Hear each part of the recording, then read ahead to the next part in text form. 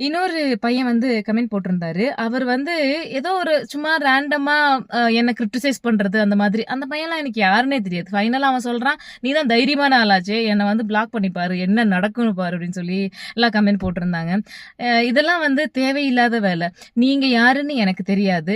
நான் இந்த வீடியோ போடுற வரைக்கும் உங்களுக்கும் என்ன யாருன்னு தெரியாது. நான் ஒண்ணு மட்டும் கேட்கிறேன். உனக்கு வேற வேலையே இல்லையா? நீ இதே தான் பண்ணிக்கிட்டு இருக்க. எப்ப பார்த்தாலும் வீடியோ பண்ற. அப்படிலாம் சொல்றீங்கல்ல. இல்ல நான் போடுற வீடியோ உங்களுக்கு பிடிக்கல.